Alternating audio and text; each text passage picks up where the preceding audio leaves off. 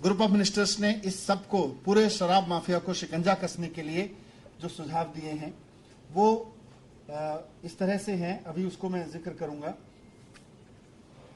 कि पहले तो ये तय किया है ग्रुप ऑफ मिनिस्टर्स ने, और जो मुख्यमंत्री जी ने, आज सरकार ने स्वीकार किया मुख्यमंत्री जी के नेतृत्व में, कि दिल्ली में शराब की नई दुकान नहीं खोली जाएगी।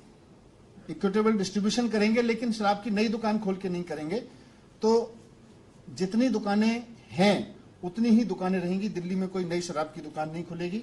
और ये बताते हुए मैं ये भी बता दूं कि आज जितनी दुकानें हैं, 2016 में जितनी दुकानें थीं उसके बाद से दिल्ली में नई शराब की दुकान नहीं खोली गई है। 2016 से कोई नई दुकान नहीं खुली है, आगे भी नहीं खोली जाएगी नई दुकान। ये हमारा कमिटमेंट है यहां पे। दूसरा रिफॉर्म ये है कि अभी आधी से ज्यादा दुकानें, करीब 60% दुकानें सरकारी हैं। यहां बहुत चोरी है, यहां ब्रांड पुशिंग होती है, यहां टैक्स की भी चोरी देखी गई, हमने स्टडी किया। यहां पे उनका उस सब के बावजूद 40% दुकानें जो प्राइवेट हैं उनसे ज्यादा रेवेन्यू आ रहा है बनिस्बत 60% सरकारी दुकानों के मुकाबले। तो ये सारा डेटा स्टडी किया और ये तय किया कि अब दिल्ली में सरकार की शराब की दुकान नहीं होगी। दिल्ली में सरकार की शराब की दुकानें विड्रॉ कर ली जाएंगी, क्योंकि गवर्नमेंट की जो दुकानें हैं वो 150 गज में है, 150 स्क्वायर फीट की दुकानें, छोटी छोटी दुकानें, और उनके बाहर आप देखेंगे तो जेल जैसा दृश्य रहता है आमतौर पे।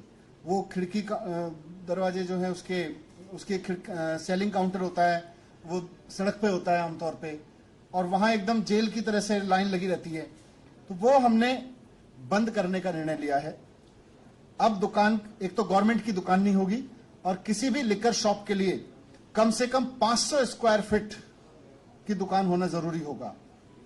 उसके लिए यह भी जरूरी होगा कि उसका कोई भी काउंटर सड़क की तरफ नहीं खुलेगा, क्योंकि अभी सरकारी दुकान, शराब की दुकान की बात करो तो बाहर एक खिड़की जिसमें से कुछ लोग हाथ डाल डाल के शराब ले रहे हैं, वो नजारा नजर आता है। ये बंद हो जाएगा दिल्ली में नजारा। 500 स्क्वायर फुट से नीचे कोई शराब की दुकान नहीं होगी, बाहर खड़े होकर कोई शराब नहीं बिकेगी। जो काउंटर होगा वो अंदर होगा, सेल काउंटर से लेके पिकअप सब कुछ अंदर होगा, बाहर से वो शराब नहीं बेच सकेगा। ये दुकान की जिम्मेदारी होगी, ये दुकान वालों की जिम्मेदारी होगी कि वो दुकान के बाहर लॉ एंड ऑर्डर को बना के रखें, वो साफ सफाई रखवाएं, वहां वातावरण ठीक रखें, किसी तरह का इलिसिट कंज्यूमर या open consumption, open liquor consumption के माहौल वहां पे ना बने, जो ठेले वाले खड़े हो जाते हैं या कोई इस तरह के लोग खड़े हो जाते हैं जिनके पास खड़े होकर लोग वहां पे कंजम्पशन करने लगते हैं। ये दुकानदार की जिम्मेदारी होगी कि वहां पर इस तरह की कोई एक्टिविटी ना हो। उसके लिए उसको सीसीटीवी, सुरक्षा गार्ड, सब कुछ करना पड़ेगा, जरूरत पड़े तो पुलिस में कहना पड़ेगा, लेकिन वहां नहीं होने देना ये उसके ऊपर डाला जा रहा है, जिम्मेदारी दुकान के ऊपर। अगर ऐसा नहीं कर पाया तो फिर उसके लिए उसका रिकॉर्ड खराब होगा और उसको आगे से दुकान चलाने में दिक्कत आ सकती है। दूसरा इसका प्रिंसिपल है इक्विटेबल डिस्ट्रीब्यूशन। अभी जैसा मैंने कहा, कुछ हिस्सों में ही दुकानें हैं, उनको इक्विटेबल डिस्ट्रीब्यूशन किया जाएगा, ताकि पूरी दिल्ली में जहां जहां भी शराब माफिया काम कर रहा है दुकान नहीं होने की वजह से, उसके एवेन्यूज बंद हो जाए। आज हम सब जानते हैं कि हर एक विधानसभा में, हर एक वार्ड में दुकानें खुली हुई हैं, कई गलियों में। आमतौर पर ये अपराधी जो हैं, ये जो शराब का काम करते हैं अवैध, ये लोग अपराधी भी हैं, तो वहां अपराध को भी बढ़ावा देते हैं। तो इनका पूरा धंधा बंद हो जाएगा, इन पे इस तरह से शिकंजा कसने की तैयारी की गई है। दूसरा, क्वालिटी लिकर, दिल्ली में जो भी लिकर सेल होगी उसकी क्वालिटी इंटरनेशनल स्टैंडर्ड्स की होनी चाहिए। वो लो क्वालिटी स्पुरियस लिकर ना हो, इसके लिए सरकार अपना एक इंटरनेशनल सिस्टम बनाएगी चेकअप का, सर उसके क्वालिटी चेक का, ये इसमें तय हुआ है। एक और पहलू है कि देश में अलग अलग राज्यों में लिकर कंजम्पशन की परमिसिबल एज अलग अलग है। ये बहुत बार बात उठती रही है कि दिल्ली में ज्यादा है जबकि गुड़गांव, ये नोएडा उत्तर प्रदेश में कम है। तो ग्रुप ऑफ मिनिस्टर्स ने रिकमेंड किया है कि दिल्ली में लिकर कंजम्पशन की एज नोएडा उत्तर प्रदेश के बराबर कर दी जाए। दूसरा एक फैसला लिया है कि एज गेटिंग होगी। एज गेटिंग का मतलब है कि जिस एज तक की परमिशन है उससे नीचे के बच्चों को, उससे नीचे के व्यक्ति को ऐसे परमाइश में प्रवेश करने की अनुमति नहीं होती है जहां लिकर सर्व होती है।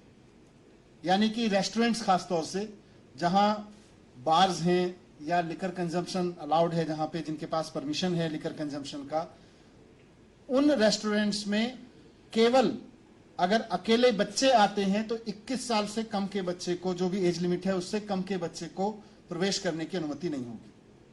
तो ये एक एज गेटिंग एक इंटरनेशनल एक्सपीरियंस है, दुनिया भर में इसको लागू किया जाता है।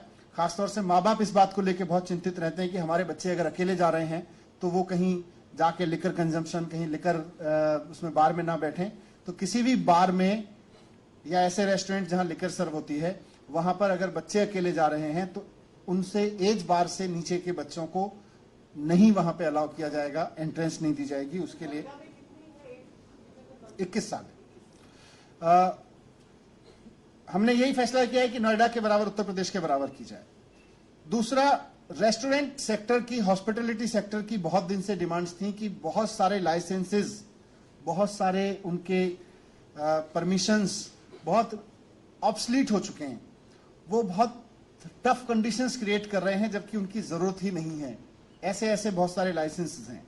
तो ईज ऑफ डूइंग बिजनेस के तहत हॉस्पिटैलिटी सेक्टर को, रेस्टोरेंट सेक्टर को फायदा पहुंचाते हुए बहुत सारे ऐसे परमिशंस, लाइसेंसेस, उनको या तो मर्ज कर दिया गया है या खत्म कर दिया जा रहा है।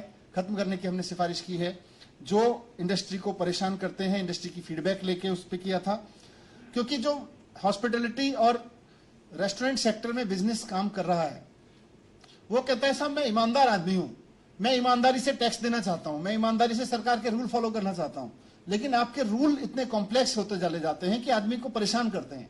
हमें ईमानदारी से काम करने दिया जाए, हम ईमानदारी से टैक्स देने को तैयार हैं। तो उस पर भरोसा करते हुए, उसकी डिग्निटी का सम्मान करते हुए और उसकी ऑनेस्टी का सम्मान करते हुए बहुत सारे ओल्ड प्रैक्टिसेस ऑफ रेगुलेशन उनको खत्म किया जा रहा है। ये एक बड़ा डेवलपमेंट होगा। तो कुल मिला के मैं अगर कहूं कि इस पूरे और जो रिफॉर्म होंगे उसमें इस बात का ध्यान रखा जा रहा है कि टैक्स की, कर की चोरी ना हो। दिल्ली में किसी भी हालत में नॉन ड्यूटी पेड लिकर ना बिक सके, इसकी पूरी उसमें सिफारिशें हैं। और हम उम्मीद करते हैं कि इसका रेस्टोरेंट इंडस्ट्री और इन सबको फायदा तो पहुंचेगा ही पहुंचेगा। जो रेगुलेशन होगा उसमें अपराध पे भी फर्क पड़ेगा शहर में, क्योंकि लिकर माफिया जो गलत तरीके से काम चलाता है वो अपराध भी बढ़ाता है। और इससे सरकार को भी ये फायदा होगा कि लगभग 20% रेवेन्यू एक साथ बढ़ेगा, क्योंकि अभी तक जो पिछले कुछ वर्षों का ट्रेंड रहा है लगभग 5% रेवेन्यू ग्रोथ होती है। तो ये हमारा एक मोटा मोटा आकलन है कि 1500 से 2000 करोड़ तक का रेवेन्यू इसमें बढ़ सकता है एक ही साल में। ये अपने आप में एक अलग तरीके का डेवलपमेंट होगा।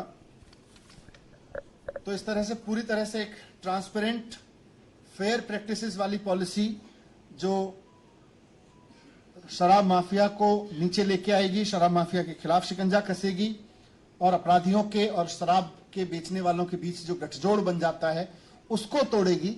उस तरह की एक पॉलिसी ग्रुप ऑफ मिनिस्टर्स ने रिकमेंड की, जिसको आज सरकार ने मंजूर किया है।